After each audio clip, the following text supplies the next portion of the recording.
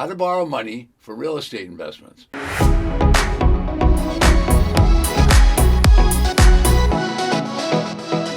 Welcome back. In this episode, I'm going to answer your question, how to borrow money for real estate investments. Now, my name is Ted Thomas, and since 1970, I've been involved in real estate. But the last 30 years, I specialized in tax lien certificates and tax defaulted properties. Why did I do that? Because it's a nice, stable market. Doesn't go up and down like most real estate does. Now, I'm going to show you that this is not a complicated process to get money from investors, but I can assure you that investors really mess this up. So you might want to watch this video a couple of times and kind of think it out before you get started.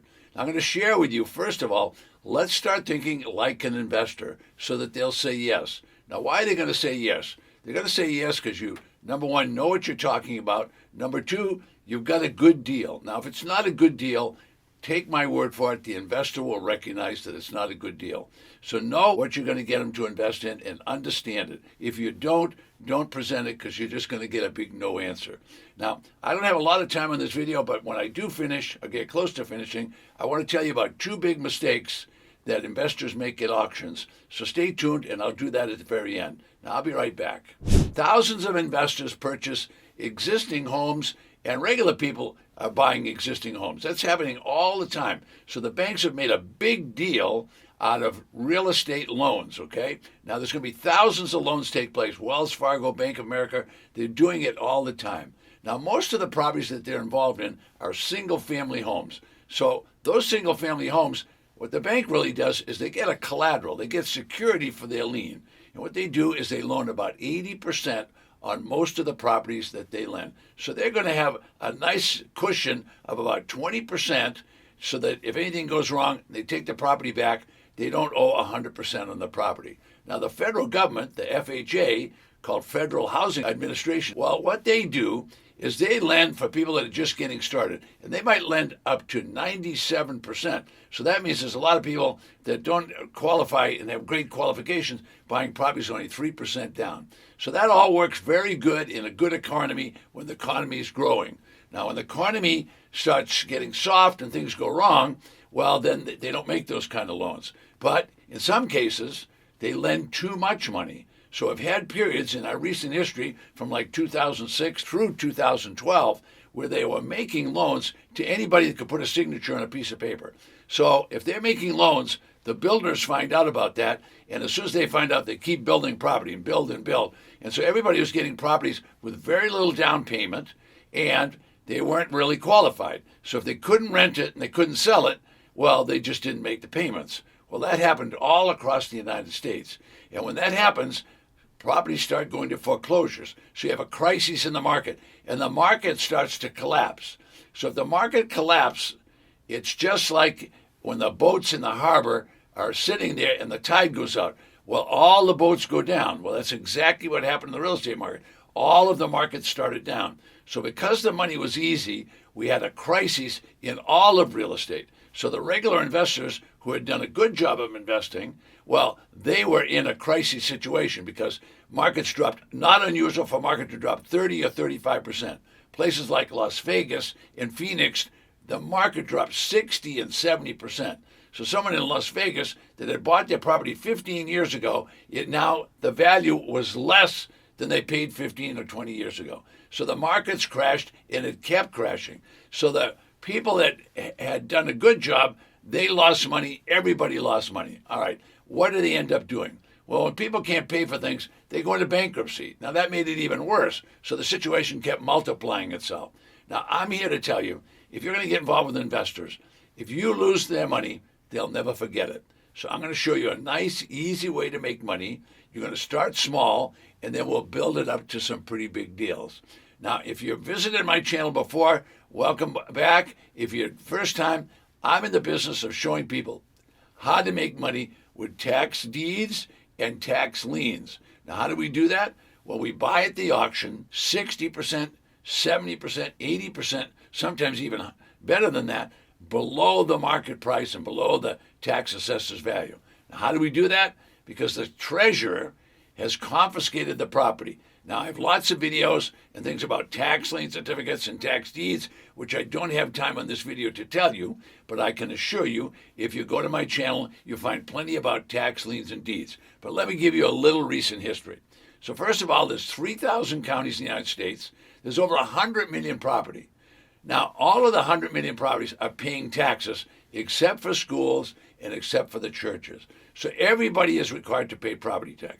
Now, if you don't pay property tax, the treasurer that levied the tax is allowed to try to collect the tax. If they can't collect the tax, what the treasurer is going to do is they're going to confiscate your property. In other words, they're going to take the property away, then own it. The county local government will own it. They don't want property. They want revenue for money. They need the money to run the government. So what they're going to do is it's just going to put them all on a list and sell them, and they call that a tax defaulted auction. So they're going to sell the tax deed to that property. Anybody can buy one. Now, the starting bid at those auctions is generally very close to the back taxes. So a $100,000 property could have a starting bid of $5,000 or $10,000. So you're getting my point. These would be bargain properties. You want to buy bargain properties if you're going to make money. So that'd be step number one, be able to buy a bargain property. Investors are going to like that because now you're getting properties way under the market, 70, 80, maybe even 90% below the market. Investors are going to like that. They're going to say, you're pretty savvy. Now, who are you going to try and get this money from? You're going to try to get it from people that know you, that like you, and that trust you. And when you can then say to them, I'm buying a property 60, 70, 80% below market, and it has no mortgage, wow, they're going to be impressed with your knowledge. So they're going to say, wow, this is the guy to invest with. Now, all auction properties have no mortgage. The treasurer wipes out the mortgage. They just take it right off the property records, and there's no mortgage. So most of the encumbrances that were on the property have been pushed off the property. Now, I'm not going to cover that now because what we're talking about is we're talking about getting the money. All right, so what's going on here? Well, you want funding. That's all you care about. Well, the investor, what do they want? They want profits. But before profits comes safety. There comes safety. So if you're buying 60, 70, 80% below market, they like that. If you're buying without a mortgage, they like that. So those are two good selling points. Now, how are you going to get this money? Well, let's use an example of buying at an auction, okay? So let's say that you're going to buy at this auction and the property has a value of, let's say, $100,000. So you've checked around, you figure the property's worth $100,000. So you could buy it, you think you can get it for 10 or 20 cents on the dollar. All right, so $100,000 property, if you buy for 20 cents on the dollar, means you need 20,000. Well, don't go to any one investor and ask for 20,000 because if you do, they're just going to go the other way. Remember, these are people that know you, like you, and trust you. If you ask them for too much money, guess what? They're going to say no, and then every time they see you at the grocery store, they're going to move over an aisle and get away from you. They will never answer your phone calls. You don't want to ask them for 20. Well, first of all, you don't really need 20. You need 20 at the auction, but you're going to have expenses. So you better borrow 25,000. So instead of going to those people and asking for 20,000, go to those people and tell them, I'm getting a property 60, 70%, 80% off a market. It has no mortgage. I'm going to buy 20 cents on the dollar. I'm raising 25,000. Now, if you ask them for 5,000, they might be able to listen to you. Now, most people could put 5,000 on a credit card. All right, now, what is the investor interested in? First, they're interested in safety. Then they want to make profit. So how much profit are you going to make? Well, what everybody does is they say, well, folks, at the bank, I can get money for 2 or 3%. And the people say, yeah. And so I'm going to pay you 7 or 8 or 9%. And they look at you and they just look at you and think, this guy is sick. And you are. You're wasting your time. Stop wasting your time. Nobody's going to invest with you and expect to get a 7, 8, or 9% discount, or even a 10%. If you're going to get some money, you're going to have to offer them an outrageous, let me say the word again, an outrageous interest rate. Otherwise, they're going to say, go fry. They won't talk to you. Offer them 25% interest on their money. I said 25% interest on your money. And you're saying, oh, Ted, I'm giving up all the profit. Are you? You haven't done your homework if you're telling me that. So let's do the homework right now. It was a $100,000 property. You bought it for $20,000, but you borrowed $25,000. All right. So now, with that said, the first thing you have to do is think about how you're going to sell it. So what would you sell it for? Well, my whole business is predicated on buy it low, sell it low, and do it fast. Let me say it again.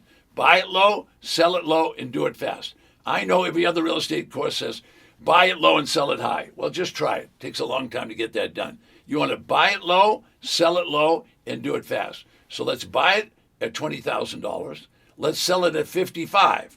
Now that's pretty easy math to figure out. So take 20 from 55, what have you got left? Well, looks to me like you're going to have quite a bit left over, like $33,000 or $35,000, right? Well, that's a big chunk of money. All right, so fine. So you got that much left over. All right, now what have you done? You paid the investor back? No, you haven't paid the investor. So you owe them 25%. So 25% of the $25,000 you borrowed is going to be another $6,200. Take my word for it.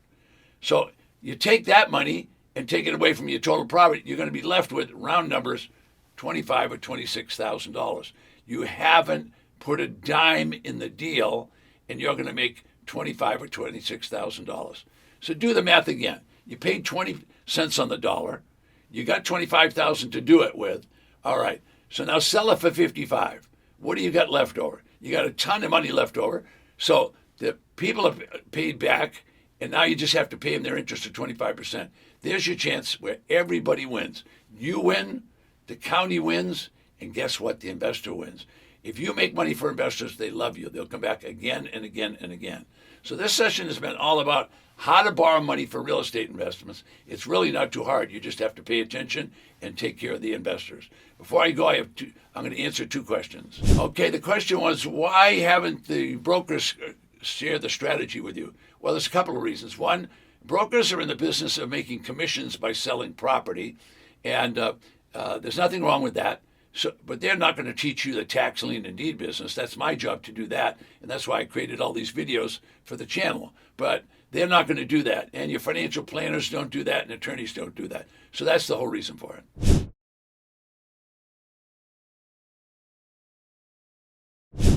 If you buy a property, when you buy the property, you own it. If you own it and you turn on the electricity, you're going to have to pay for it. If you turn on the water, you're going to have to pay the water. I mean, those are normal things. But you're not paying anything before you buy it. Before you buy it, the county took care of all that.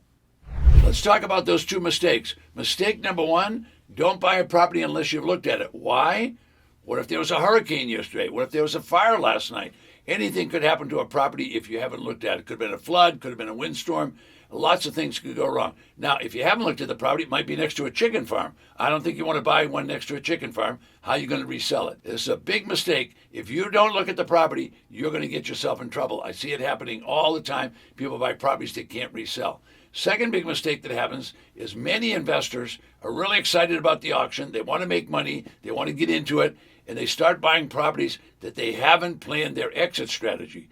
Now, an exit strategy simply says to you and your investors, look, if we're going to do this, what are we going to sell it for? So you don't want to buy something that you don't know what you can sell it for, because you'll just keep bidding to win the auction. You don't want to win the auction. You want to buy it at a price where you can resell it. If you haven't thought about the reselling and the exit, you could get yourself in trouble. Now, I want you to stay tuned, because right below me, I have a gift for you. It's called the Safe Haven. This is a nice little course that'll teach you about tax lien certificates and tax defaulted property. So you want to take advantage of that. Just go below me and register.